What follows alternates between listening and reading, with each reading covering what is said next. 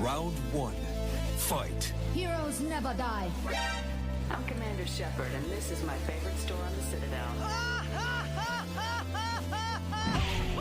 I used to be an adventurer like you. Then I took an arrow in the knee.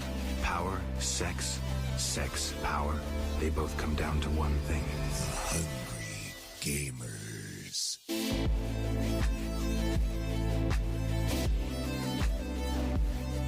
Hello, and welcome, boys and girls, to the 166th episode of the Hungry Gamers podcast. We are powered by 8bit.net and our best buddies over there at Audio Technica.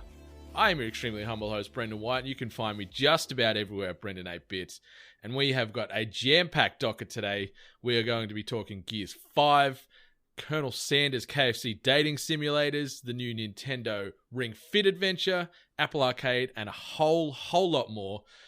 But without getting into this, I need my co-host, the esteemed Miss Ellie Hart, the legend from the West Coast, the best coast. How you doing today, Miss Hart? What's going on? Doing well. How about yourself?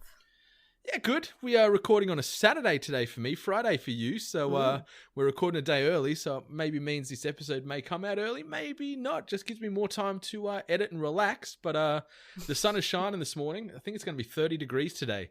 We're in the second week of spring. I think it's exactly the same. We're on that nice transition where we're both experiencing the same kind of weather.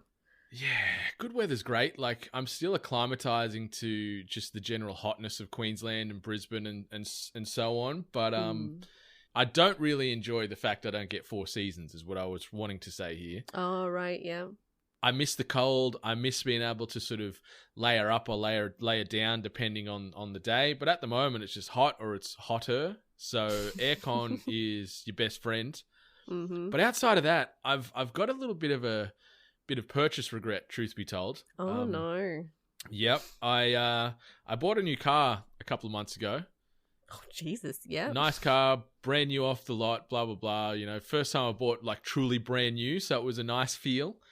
Had some warm and fuzzies, but slowly but surely over the last few months, I'm like hating the minor things that aren't in there or are in there different to what I want more and more. And now I'm thinking of trading it in over the next couple of weeks and getting something else. Wow. Now, correct me if I'm wrong, but you're not your, a Holden boy or a Ford. You're not your average Joe. Like you like a nice car, don't you? Yeah, so I bought the a new Audi Q2, so it's sort of like the mini SUV, you could call it. Really nice, like it looks great, drives pretty well, but there's just some minor things in it that are just starting to creep up, and they're just really starting to like dig deep inside of me, and it's just starting to, I'm getting into this car and I'm enjoying my drive less and less, and when I drive as much as I do because of work, I'm like, I can't deal with this long term, I don't think. I can't deal with this for 4 years and then trade it in. I need to get off this wagon now and change it up. So I'm looking at my options. I have to know, what's one thing? Like, because I don't think anyone wants to hear the list of wonderful things that your wonderful brand new car, what you don't like. But if you just list, what's one thing that's bothering you?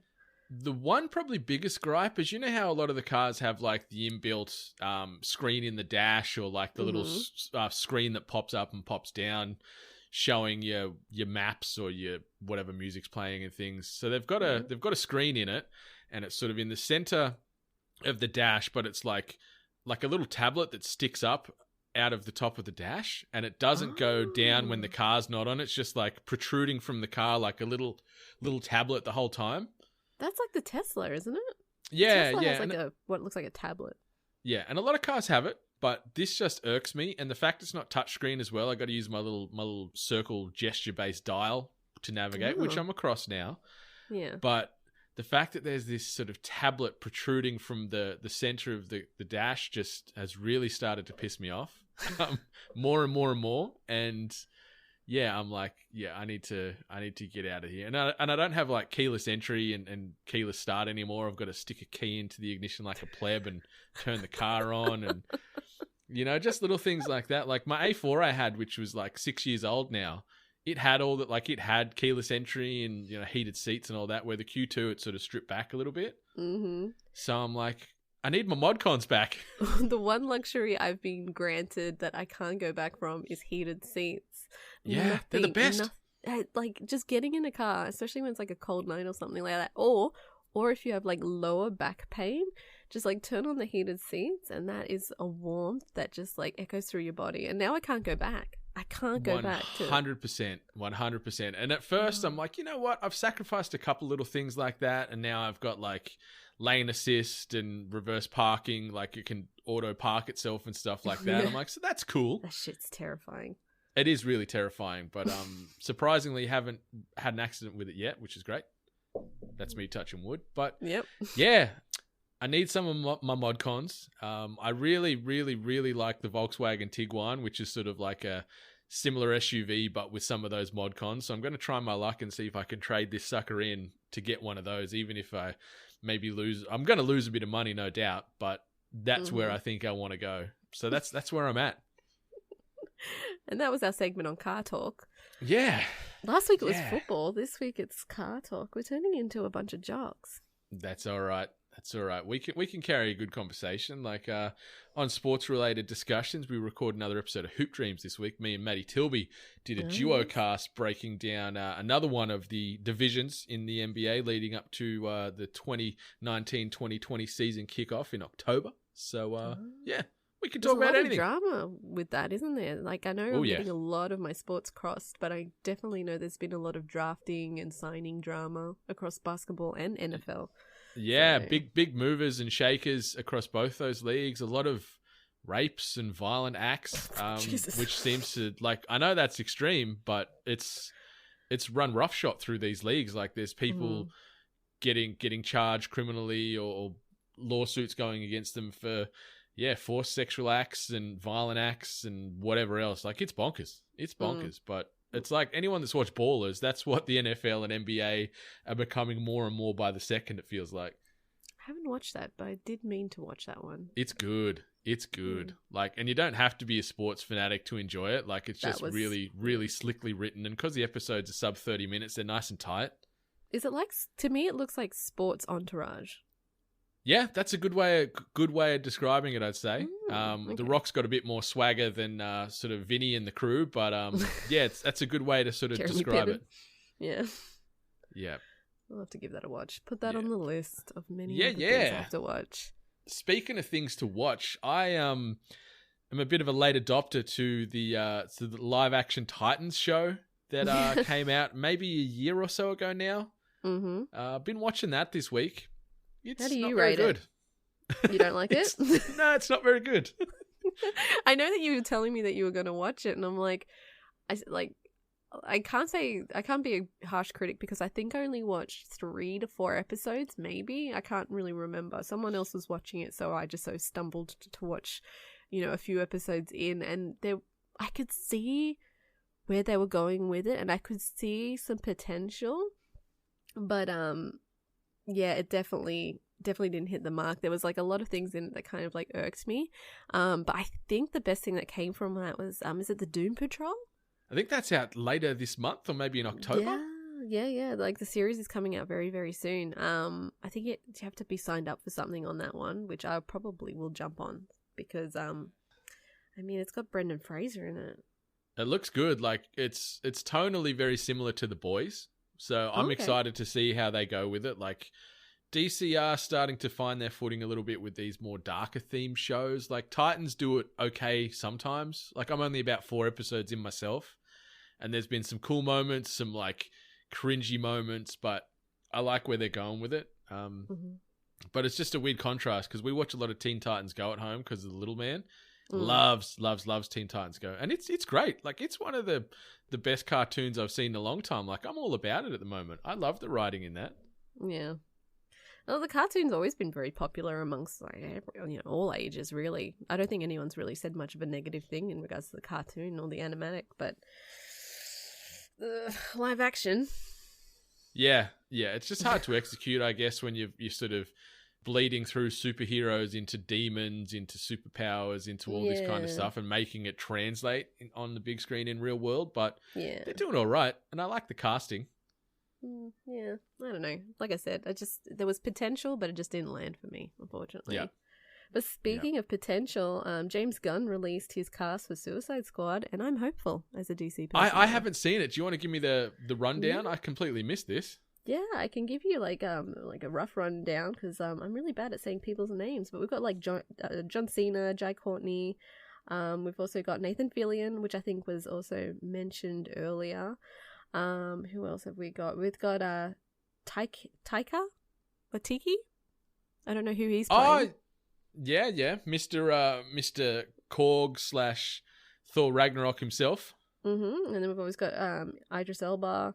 And then there's just like a whole, like, he did a post, and then Michael Rooker? Oh, Michael Rooker. Yeah. Yeah, he's the also old got grizzly vet. as well. Yeah, so like there's a bunch of names that he's dropped now. So go just check out James Gunn's Twitter page, but it's making me feel very, very good. Especially after the earliest Suicide Squad. I'm very curious to see what they do about that. Are we going to acknowledge that one existed? Because like Margot Robbie's in it. So yeah, I don't know how they're going to do it. Like, because they're using some of the previous casting, like Jai Courtney, who played Captain Boomerang's back. Yeah. And then obviously Margot Robbie. Maybe we'll get some Jared Leto as weird tattoo goth gangster Joker again. I don't know, but yeah, like I got some faith. Like obviously he expertly handled Guardians, so we sort of get an idea of the flavor of this movie, but it might be just a step up on the darker maturity stakes, I'd say. Hopefully, like it should have been. Yeah, like it should have been. And obviously we've got Gotham City Sirens and then the standalone Harley Quinn movie coming as well. Like the world's gone Margot Robbie mad. So yeah, we'll be seeing a lot more of this over the coming years, that's for sure. Oh, that Harley Quinn cartoon should be coming out soon as well. That looks great. Yeah, that's in October. That looks pretty good. Yeah, it looks really, really good. I think another trailer got released for that, and yeah, kind of watched that through, and just the voice work in it is crazy. You know that Kaylee Cuoco, I'm pretty sure, voices her, the chick from Big Bang, which is kind of strange. It was disappointing when I read that. I'm like, oh, not her. But then I just completely cancelled the idea of her out of my head and still listened to Harley. I'm like, no, it makes sense. It works. Yeah. Unfortunately, it works. Yeah, that's it. You know what else is working? What else is working? Gears 5, finally for me, after avoiding the day one headaches with patches and glitches and what have you. So been smashing through Gears this past week, as mentioned on 165 installed, was yet to play. Fast forward 6 days now, I should say. Have played many a Gears 5. Really enjoying it, really enjoying the characters. Like Gears 5, the sort of shifting the focus towards Kat Diaz, who's sort of dealing with some things, and you're uncovering sort of the origins of her family. It's nice where they're sort of diving into some history of these characters. Like, you don't get a huge amount of that in Gears, especially in Gears Pass. Like, it's very much just face value, machismo, gore. Occasionally there's an emotional hook. Like, remember with Dom and his wife way back in Gears 2, finding her in one of them locust pods. Like, full spoilers, but that was like, I don't know, 12 years ago now or something. It was a while ago. Yeah, but like, there is some, emotional hammers that get sort of swung around, and it happens in Gears 5 as well, but the voice acting is on point. It's the best looking Gears game that I've ever seen, and it's just about the best looking console game I've seen on the Xbox One. Like, on the One X, which I've been playing on, it looks absolutely stunning. Like, the HDR kicking in, and you got these sun rays breaking through, and sort of the foliage and how the light's bouncing off things, and the shadow play, and the dark, dimly lit, sort of more viscera, horror-esque areas that Gears have sort of sprinkled through their games. It looks phenomenal. So it's a real feast for the senses, this game. The cross-platform is great. Like, I've been playing the co-op campaign with Rach, and she's been playing on the PC, and I've been on the Xbox. Wow. So that's really good. Like, the co-op campaign, you can play it with 3 players. So, yeah, it's going to vary, but then you can also play as Jack, the little robot. Okay. So you can sort of be almost like an ancillary support player as the robot. I've only dabbled for a hot second and then sort of jumped back to one of the lead characters, but yeah, it's really fun to play. I like the story. I like the tone. The weapons still feel big and nasty and death dealing like they always have. Like, as you'd know, like, you've been a bit of a Gears fan for a while, too? Yeah, especially like original 3. So, like, I was actually very curious to see, well, to hear if the gore factor came back, because I kind of felt with the last title that a little bit of the gore element went. I think we kind of went down the technology route, so it was a bit more, I don't know, electronic death. It wasn't as gory as I previously remembered the games to be. Or maybe maybe gore isn't as bad for me now. Maybe I've just seen too much, but you just desensitized. She's absolutely desensitized to gore. Yeah, no, it's still, I can confirm it flies thick and fast. Like, there is limbs and appendages going everywhere.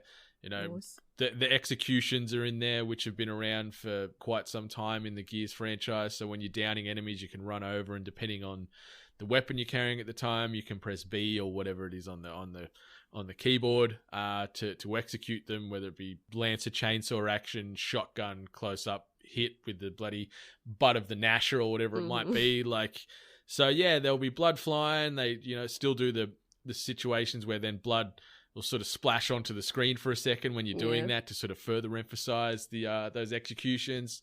There's a little bit more focus on melee as well.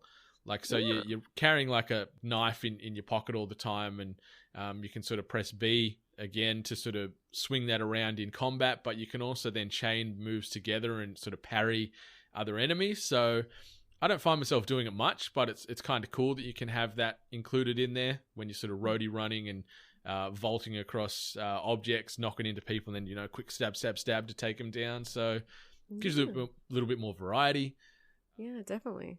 Because that was like pretty much why they brought that chainsaw gun in, although it was bloody awesome when they did. I remember how much hype there was around the game when they introduced this chainsaw gun. But, like, I mean, that was the melee. Like, that was the full effect of a melee attack.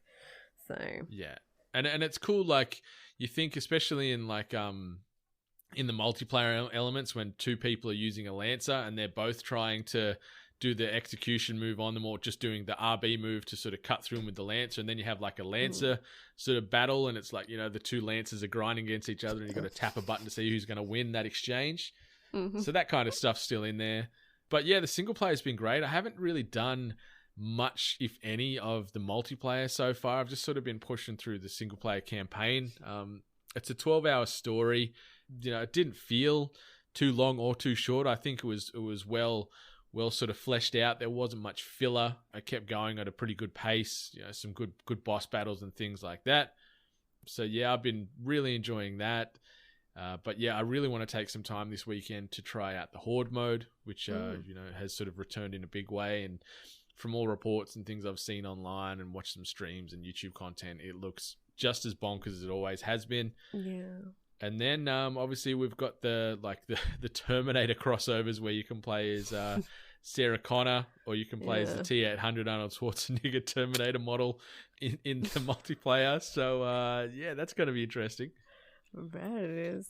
It's a shame because, like, I know with the release of Gears, unfortunately there was a lot of server issues, and I know a lot of big Gears of War fans that, you know, are still dedicated to their Xbox and, you know, pretty much don't have anything else. They were pretty disappointed with all the server issues that they faced. But from what I can see now, especially when it comes to the multiplayer element, it seems like everything's pretty much up and working. No more lag, no more disconnecting, and no more like bumping off the servers. So, and everyone seems to be enjoying themselves now. So I always feel bad when it kind of has a clunky start, because I feel like sometimes that can really tarnish people who are undecided, especially on such a busy week with another game being announced. So yeah, like it's been a big week for especially sort of shooter based release. Obviously Borderlands 3 dropped just yesterday for us on the 13th here. And it's obviously getting a lot of press and claim and coverage, and that's one thing that sort of surprised me with Gears coming out. It sort of came out sort of sneakily, didn't it? Like, they just sort of snuck in through the back door, and they're like, hey, we're available, like, we're out now. Like, I forgot that it was out on the 10th, to be completely honest. Like, I thought I knew it was out in September, but I thought it was the back end of the month. Yeah. And then when I saw it pop up on Games Pass, it was available. I'm like, oh, okay, sweet, I'm getting on this right now. That's it. You know what? And I think I'm gonna say, like, it probably did get a good amount of announcement, but I think I know I personally just got a lot of Borderlands hype. Yeah. So I definitely think it probably got overshadowed by that a bit. And obviously there's been a lot of, like mild controversy around Borderlands, so that, keeps it relevant, keeps it in the, front of everyone's mind. So, but, it's like you said, it's a part of Game Pass, like Gears is a part of Game Pass, so hopefully a lot of people have that and then, proceed to then give the game a go and tell their friends and get more people online. Yeah, for sure. Like, it's really good. Like, it's worth your time. And if anyone does have the Games Pass, obviously, you can get this on PC or Windows PC or on your Xbox. Jump on, get amongst it, sort of play through Kat's story, sort of get a bit of that origin of her family lineage, and also then you've got Marcus Phoenix, the grizzled vet from 1, is still here carrying on, Not doing dead his yet. thing. Yeah, he's not dead yet. He's unkillable. He is the cockroach of Gears. Obviously, he's got his son in there. JD's running around. So it's nice to see these passing of the torches, I guess you could see. Like you could say where JD's sort of becoming Marcus, how he was in the first one, where he's one of the lead characters, where Marcus is sort of becoming a bit player now in the franchise. Because I'm guessing he's probably close to 50 by now, or ish, maybe over 50. Like he's a bit of an old grizzled dude, and he's seen some things, but I'm really digging it. The combat's great. The voice acting is on point, as I said. The graphics are great. I haven't noticed any sort of lag, tear, rendering. As far as playing the online co-op together, it's been great.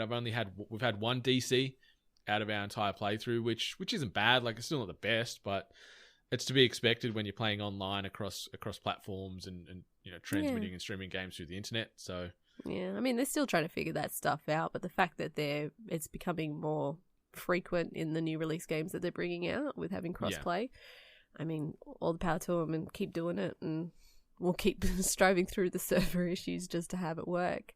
But I've got Games Pass, so I'm probably going to give Gears a go.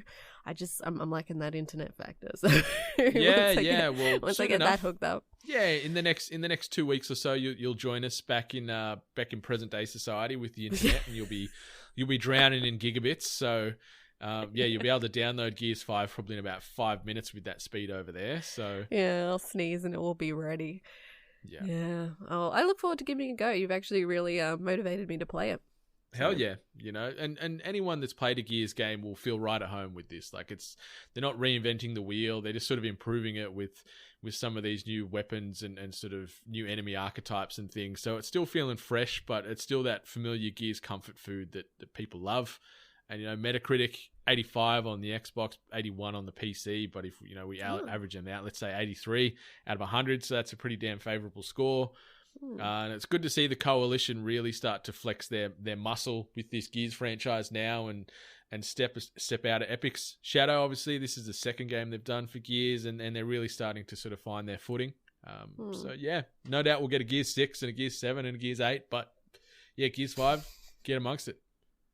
Sounds good. Yeah, but that's all I've been really doing this week. I know sort of with you and moving and everything else going on, you haven't really been playing much. You've been playing anything at all? Have you downloaded Pokemon Masters yet? I have not. No, I've done the opposite. I've just gone like full balls to the wall with Pokemon Go.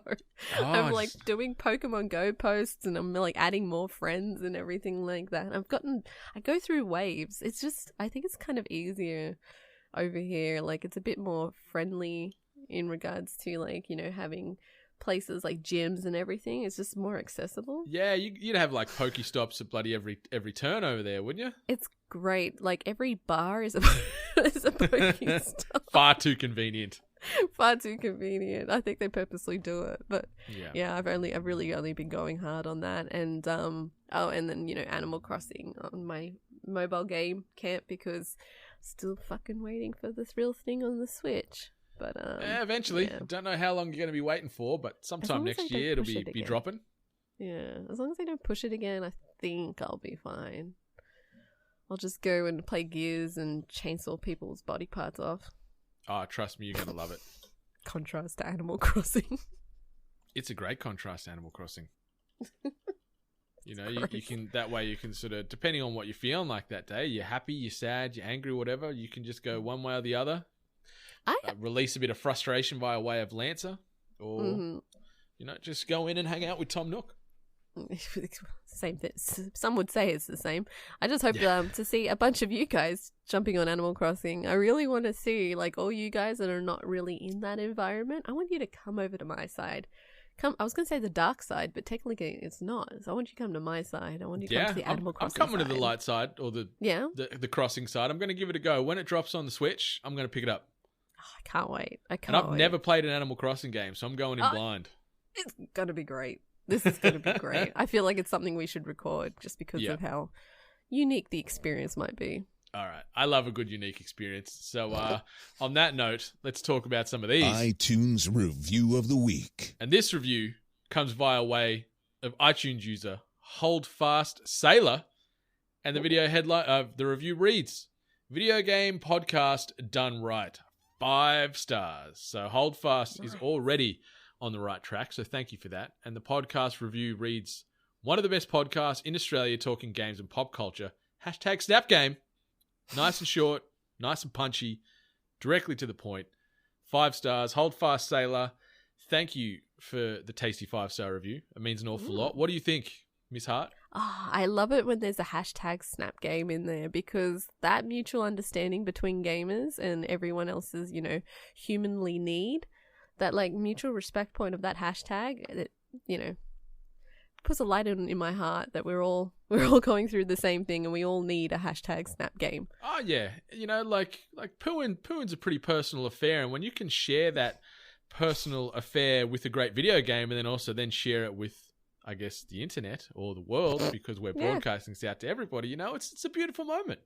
It is a beautiful moment to share. It's like we're all holding hands around the world while sitting on the porcelain while playing games. It's like one of them beautiful, Unite Australia, or those movements when they chain arms across countries and cities for protests or for awareness. That's what we're doing with video games on the toilet. Yeah. Bringing the people together via way of Snap Games. But it's an awesome review, and thank you so much for taking the time. Thank you, HoldFast Sailor. And as we say on here, these reviews help keep those emotional lights on in our hearts. So be sure to rate, review, subscribe us, as well as everyone else in the #8bit collective, and also the podcast you are just consuming on the daily or the weekly, because they help keep us relevant.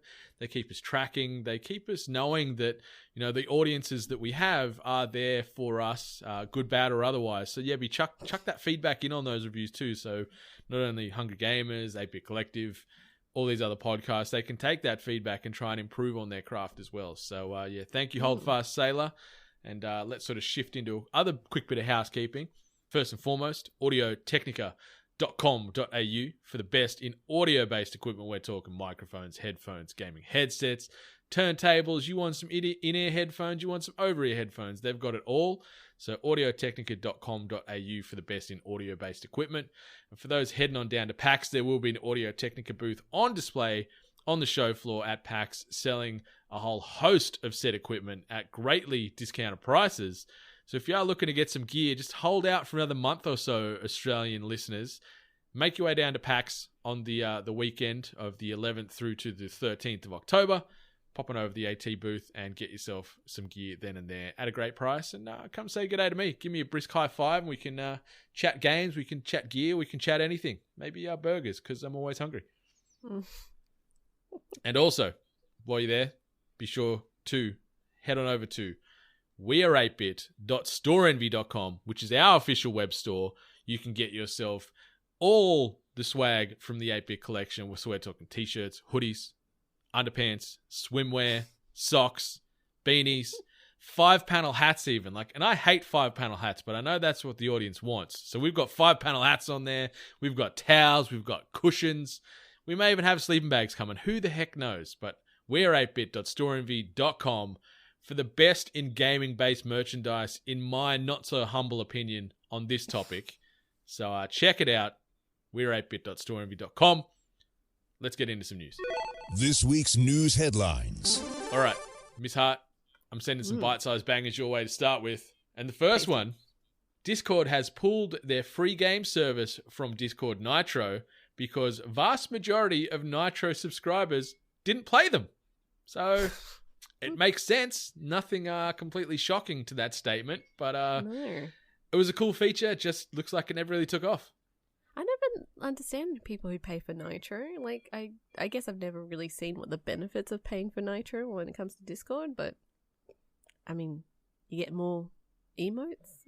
Yeah, emotes, like I think. I never really saw the appeal, and this is coming from someone that loves to waste money on crap I don't need. So I'm Yeah. surprised I'm not a Nitro member, but I think the problem, at least from my personal perspective on these types of things, is there's so many social platforms these days you need to try and stay on top of, and Discord, I've fallen away on it. Like, no sort of detriment to the platform, it's just there's that much stuff going on, there's that many hubs that you're getting sort of interacted on. You sort of got to pick and choose your battles, and at the moment I've sort of chosen to step away from Discord a little bit and focus on some of these other areas. Like, it's a great hub, but I just haven't got the time. Sometimes Discord can be really hard to get a grasp on, especially if you're a part of multiple channels, which then like have multiple like other like sub channels within it, and then it's just like notification central, and sometimes you're just bombarded with crap. Yeah, But, it is an thank God for the extremely mute button. deep rabbit hole. Yeah, but for those Nitro users, yeah, those free games, they're going because you guys didn't play them, and I understand that. Like, everyone's like, Discord's a business at the end of the day, and it's costing them money to put these games on to play, and then you need extra server load and what have you to stream these games and whatever else. So obviously they're scaling back because the uptake wasn't there. But yeah, Discord will continue to survive and flourish, no doubt, as one of the main sort of video game or geek related chat hubs in this common era. Yeah, back in the day we used to have to use like Skype. Yeah, MSN Messenger. Yeah. Give me Crazy. that ASL, baby. Oh Jesus. ICQ. Yeah, let's move on. Capcom announces a new Resident Evil game, and sadly for me, it's not Resident Evil 8. It is in fact a team-based shooter that leans heavily on asymmetrical play and pushes the Resident Evil formula to odd extremes. So this game is called Project Resistance, and it's a 4v1 game where you play as 4 class-based characters with unique abilities, and you need to sort of survive an area that is created by the 5th player, who can play as, I guess you could say, the Labyrinth Maker or Mr. X or whatever it might be. Like, he's putting together like a death room and putting in zombies. He's got X amount of points or currency available to put traps in and various things that these 4 people need to try and survive to escape. It's a several round sort of base play. So you play through, I think it's a 3 round with 5-minute rounds, and you've got to try and avoid what the mastermind is doing. There's cameras that he can look in through to see what the characters are up to, and then also then plan like accordingly. Yeah, you're pretty much playing as Jigsaw, or Fable Legends is another one you could think of, where you've got your sort of 4 protagonists and then the 1 antagonist, and then you can flip that script and play as the other characters. That's a very common genre that like usually also seems to link to the horror kind of genre as well, where you've got like, is it Dead by Daylight? Is that the one where you've got 4 survivors and a bad guy, and then you have the Friday the 13th game where you were 4 camp counselors and you also had Jason to go. Voorhees. Yeah. So, but this one sounds just a bit different if you're just like kind of creating like horror rooms or, more environmental issues than as opposed to being the actual killer. Yeah. So you've got like with the 4 protagonists, they've almost broken it down to like a mage, a healer, a tank, and a DPS. Like they've got stories where one of them's like a former boxer and one's a hacker and all this kind of crap, but they fall into those sort of RPG archetypes. So you need to play with them together and synergize those abilities, support one another as you survive / escape these rooms that the mastermind is putting together. A lot of tools, a lot of loot around for them to pick up, but then they can obviously drop in zombies and lickers, or even even Mr. X to get in there to play as, which is sort of one of the big bads from Resident Evil 2. So I think that's cool. It doesn't really have a huge hook to me, especially like the last time I played a sort of shared experience Resident Evil game where you team up and try and survive was Umbrella Corps, which was an absolute dumpster fire of a game. So makes you feel better. I think the last multiplayer Resident Evil I did was like Resident Evil 5. Yep. So, Yep. Yeah, a little The bit of co-op extremely action on that racist one. Resident Evil. Yep, that's the one. That's the one. Yep. But we'll see. Like, there's a beta coming out for this later this year. It's going to be a closed beta. I don't have the details on how you can register your interest on that, so I'll see if I can dig something up, put it in the show notes if I can. But yeah, Project Resistance, not what I was hoping for. Like, I was hoping for that Resident Evil Nemesis, remake announcement, or Resident Evil 8, but instead we get this. More Resident Evil's never a bad thing, but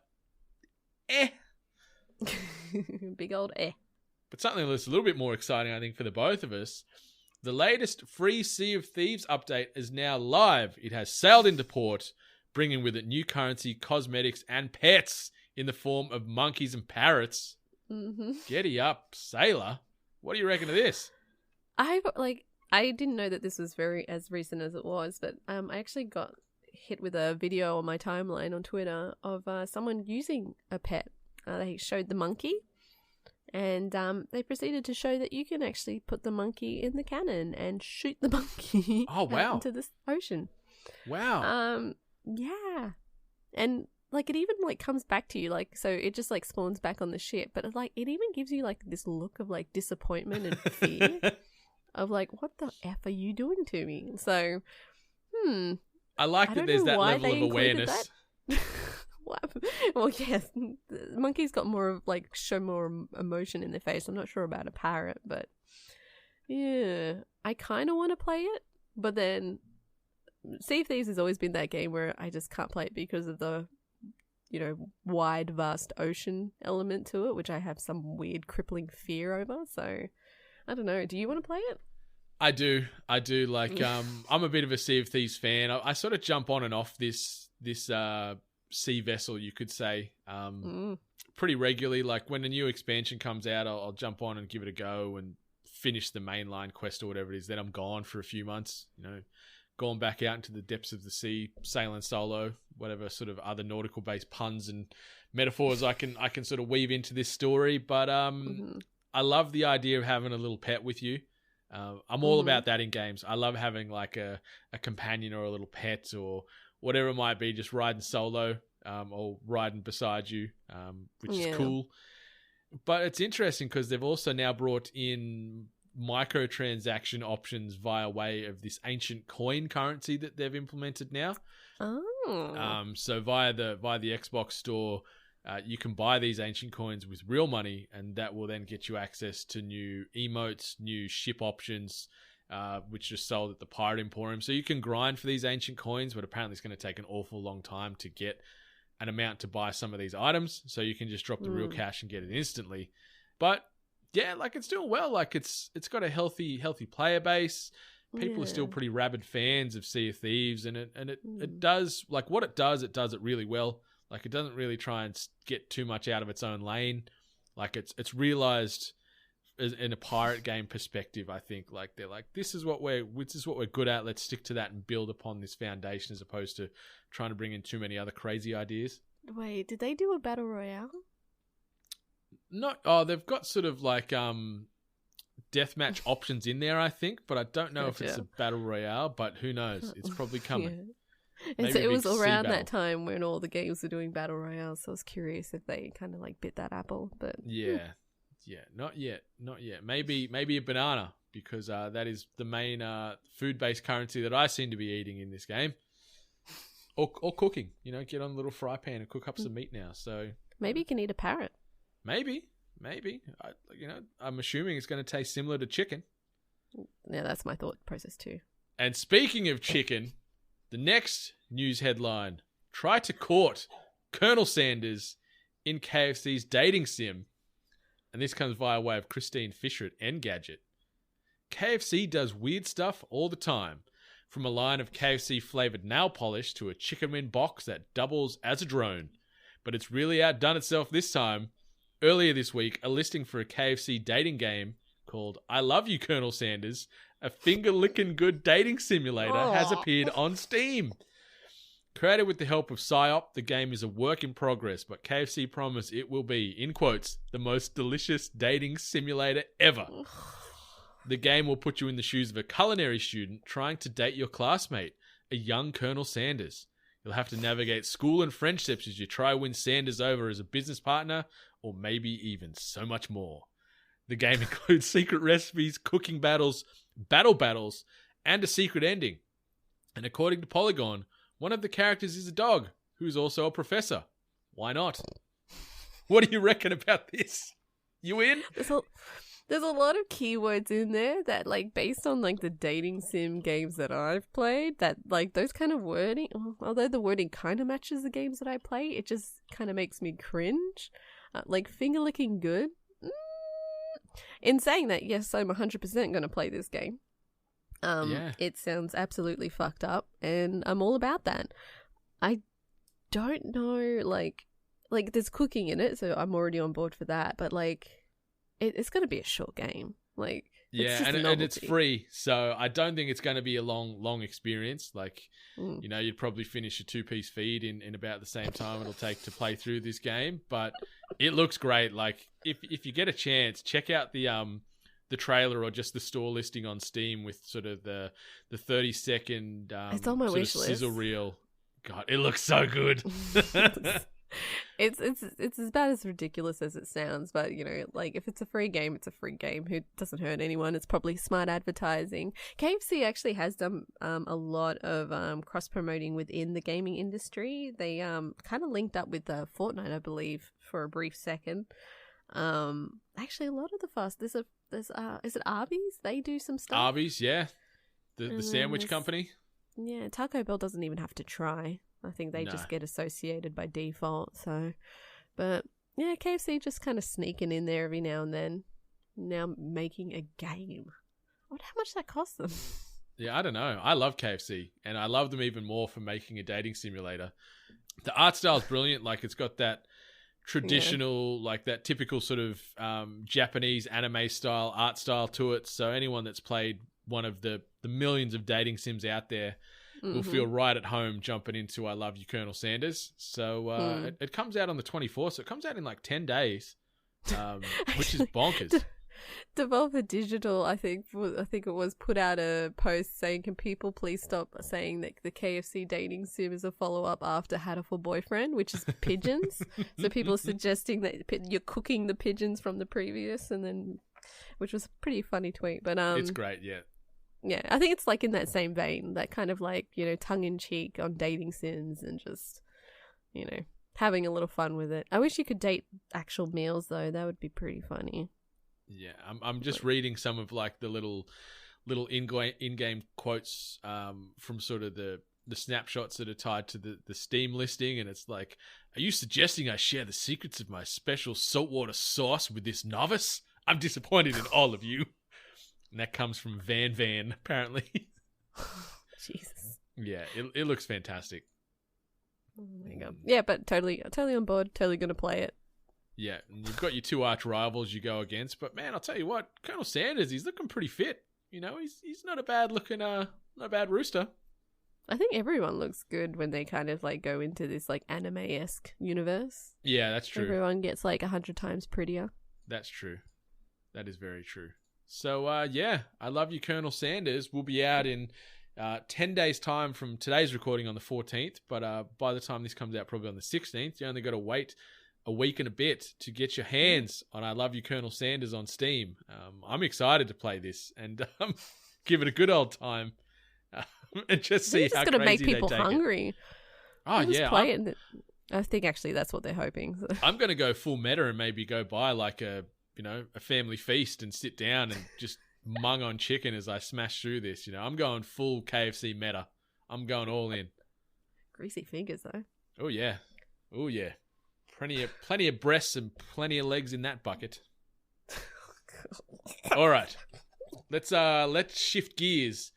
And the next bit of news, Nintendo's Ring Fit Adventure is Wii Fit meets Final Fantasy on the Nintendo Switch. This comes via way of Andrew Webster at The Verge. Like most fantasy adventures, Nintendo's Ring Fit Adventure puts you in the role of a newly established hero attempting to rid a magical realm of a freshly arisen evil. You venture through various levels, fight nefarious monsters, and earn money and experience along the way to improve your skills. It sounds like a typical role-playing game, but Ring Fit Adventure is far from typical. You don't explore and battle by using buttons and joysticks. Instead, you exercise your way through a lush fantasy landscape. It's like Wii Fit crossed with Final Fantasy, and it sits alongside Labo as one of Nintendo's most unexpectedly interesting experiments. So we haven't mentioned the sort of the new Nintendo fitness route they're going with, the Nintendo Ring. Is that what they call it? I think it's Fit Ring or something. I don't know. That just doesn't sound right. I don't think anything was adding the word ring on the end of it will sound that good. Yeah. It certainly makes you think something differently pretty quickly. But then the object itself looks really strange. Like I was saying, there's a lot of likeness to it that reminds me of like those 80s fitness machines, like a Thigh Master kind of thing. But I mean, everyone's gonna look stupid using it. Like there was no selling point when they show you the demo. Like everyone that saw it just was like, "What the fuck?" Yeah. So sorry, they call it the Ring Con, is what it's called. They do. Yeah, so obviously you've got the bigger. I just picture, like I remember as a kid, and I even do it now, where you'd get the old leather belt and you'd sort of hold it and sort of fold it over and kink it together, so you get the ring there, and you sort of snap it out, and it sort of makes that snap noise. That's all I think. Childhood trauma for me. Yeah. And I remember the first time, like, and it didn't hurt. Like my dad was like, "Put your arm in there," and I thought it was gonna like snap my arm off. I was like, I brought myself to tears before I even put my arm in the thing. Then he closed it down on me and it did nothing. And I was like, oh, but it was, it was a tense sort of 30 seconds leading up to that. But yeah, the old Ring Con, it looks bonkers. Like they've got the other sort of strap as well, which you sort of can put around your thigh. So it's going to measure your leg movement for some of these moves you're going to be pulling in Ring Fit Adventure and whatever else games come out utilizing this technology soon. But it's certainly a step up from the old Wii Fit balance board, that's for sure. No, because like the only reason why I'm staying a little bit open-minded is I actually, when the Wii Fit balance board came out, I actually used it regularly, like daily, and I like lost a bunch of weight. I got like really flexible and everything. Like I did it daily. It was crazy. It worked. It's smart. Like it's kooky and quirky, but like obviously it is very Nintendo to do things like this. And if this leads to more Nintendo Switch sales potentially, like as you said, people that maybe want to use it as a fitness device as well that like gaming, maybe we're going to see a nice little sort of steady increase of sales of the console, because I can see the methodology and the madness behind that. Like people want to get fit, but maybe they are more gaming oriented, so this sort of blends those two worlds together and gives them an excuse to try and drop a few kgs or live an RPG element as you're sweating off them pounds. I mean, if you're having fun, you won't feel it, will you? Nah, that's not what at they all. Suggest.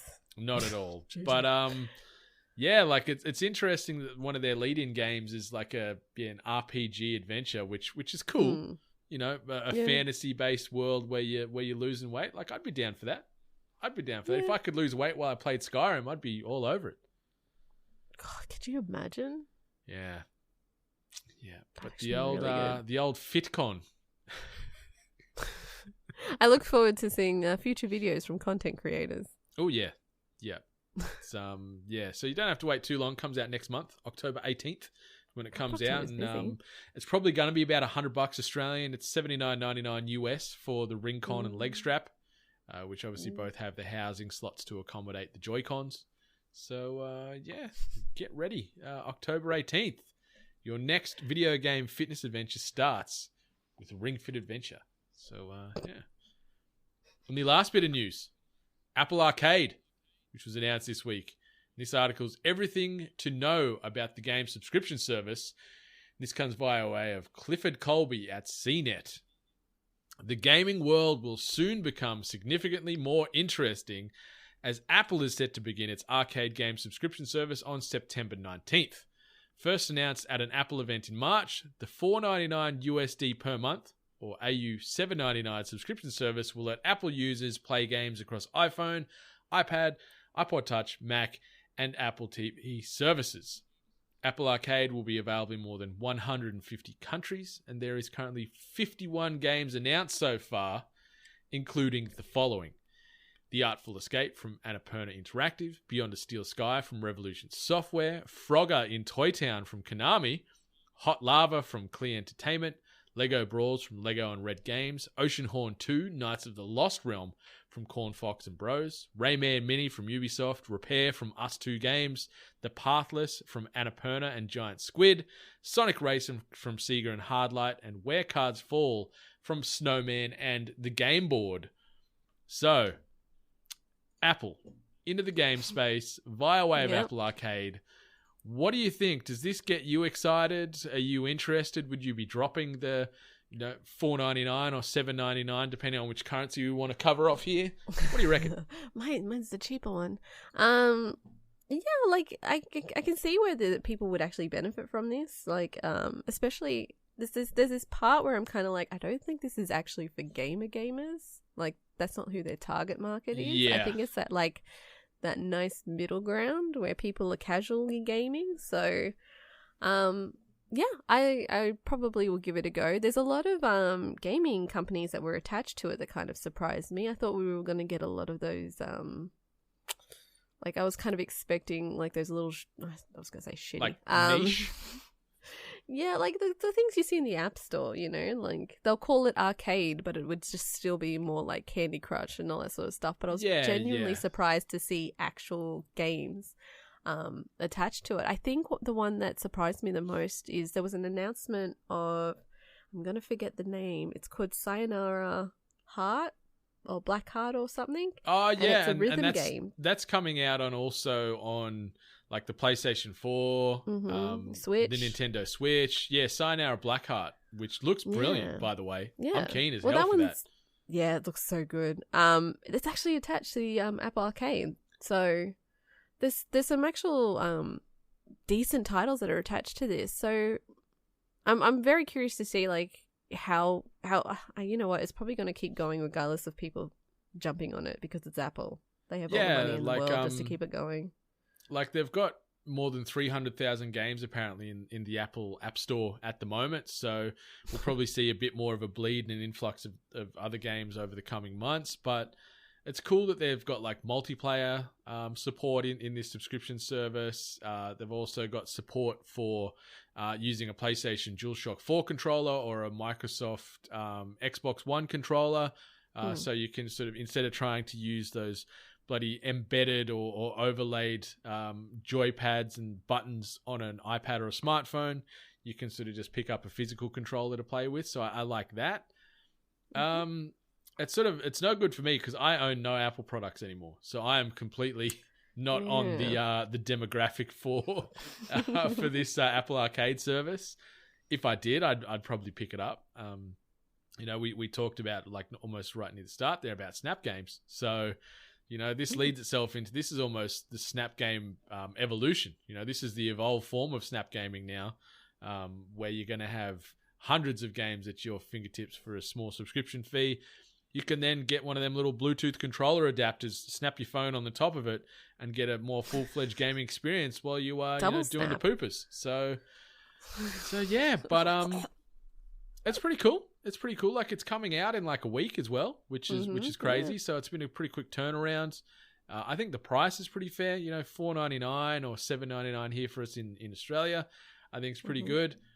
And once they release like more of these games and we start really seeing what other titles are attached, like if they do some really good titles, it might really, really be worth it. But I think there's 51 they've announced so far. So there's a list available online of all 51 so far.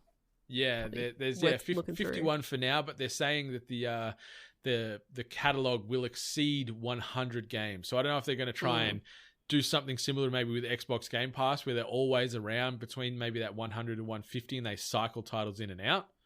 Because they're saying new games are going to come every month. But no, it's cool. It's cool. It's nice to see these other technology powerhouses getting involved in gaming. And, if anything, it's giving more power and control and freedom of choice to the gamer. Like, you can be more selective of how and where you want to play your games. But as you led off, I think this isn't for the core gamers. This is more so for the mobile gamers and maybe those people that do love a Candy Crush and whatnot. I think this is more aimed and targeted towards the people that love playing games on their phone, just to try and get that recurring revenue from them. And then sort of more dedicated gamers, I guess, they'd pick it up too if they want something on the go, or there's a few titles that might, pique their interest. Yeah. No, I'll probably give it a go. I'll probably look into it once it releases, and I'll see how, how good it actually is, if it's worth the $1 dues. Yeah, we don't need to wait long. As I said, it's coming out in 5 days' time at time of recording, so it's coming out this coming week. So, it's cool. Apple Arcade. It's good to see them trying to sort of differentiate their product portfolio, because there's only so many ways you can improve a goddamn smartphone. So it's good to see them think of other ways to make cash. Yeah, they even released a credit card. Yeah. How do you feel about that? I've witnessed it, so I'm actually seeing the positivity from an Apple credit card. I'm not going to lie, I might even think about, once I have the option to, I might actually apply for it. It looks pretty sleek. Like, the card looks nice, the sort of the phone interactivity that it has between the two, like, it looks polished, I'll say that. Yeah, and just the security element that's attached to it, as well as your budgeting. There's a lot of parts of it that really make sense. So yeah, I'm a little bit sold on it. Yeah, I am. On a related, yet completely unrelated note to the Hungry Gamers, I've started moving all my accounts from ANZ to ING, and really, really loving that experience. And even just this little thing, they've got like a roundup feature, so any purchase you make, you can then choose to round it up to the nearest dollar or the nearest $5, and then it can put that into a savings account. That is one of the best features that like banks and apps have ever created. I've heard so many positive things that come out of that kind of feature. Like, some people just like have it and they don't look at it. They only look at it at the end of the year. And some people have actually racked up enough money to cover Christmas gifts. Like, that's incredible.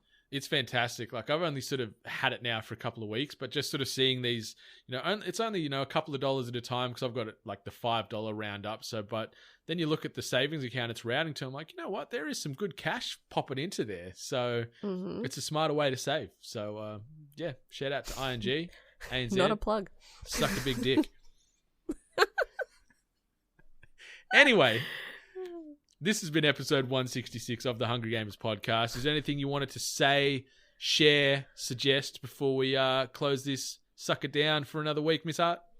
I just want to say no one confirmed anything in regards to the debate of mana or mana, which is still on my mind. We might actually put a poll up on the Instagram, maybe, see if we can get people's feedback on that one, because it's still haunting my dreams. That is a smart way to do it. Dane? You better be listening to this episode when it comes out on Monday. Can you please get a poll up on Instagram? I love you, man. I know you're busy and you got bub number 3 dropping imminently, but maybe it's one of your last work-related things before you close off and look after that beautiful family of yours. Chuck a poll up for Mana or Mana. Thank you. I love you. Sorry, Dane. Seeing a lot of 8-bit hype across Minecraft. We might be seeing some Minecraft across the 8-bit family. So. Yeah, I still have yet to play a single ounce of Minecraft, but I will eventually. I will. Yeah, this might be the time. Maybe. I still need to find some time to get into on the Switch a few other games, so we'll see. Story of our lives. I got to get into Diablo 3. I've been promising that. I need to get myself a copy. I got 3 months. I've still got to play, what is it, Bloodborne or the other game? I think Dark it was Souls. Bloodborne or Dark Souls. I can't One of the remember. Two. I think we'll have to go back and see what we promised. Two. I have no internet. I have an excuse right now. That's true. That's true. All right. So this has been episode 166. Find myself at Brendan8bit. Find Miss Sally Hart at Miss Sally Hart. Find Salim TD at Salim TD. He is out living the life of the beach vagrant at the moment. He is living his best life, working on his tan, having a couple of cold ales, but he shall hopefully be back next week for episode 167 of the Hungry Gamers podcast. But hit us up as a collective at We Are 8bit. Check us out on youtube.com/We Are 8bit, and be sure to search the hashtag 8bit collective to stay up to date with all the great talented content creators we have in the stable. But until next week, 8-Bit Nation, it has been our pleasure to bring you episode 165. Much love. Stay hungry. You've been listening to The Hungry Gamers, one of many gaming and geek culture related podcasts from the 8-Bit Collective over on 8bit.net. Check out more episodes on your podcast service of choice. And while you're there, please be sure to rate and subscribe. Until next time, boys and girls, stay hungry.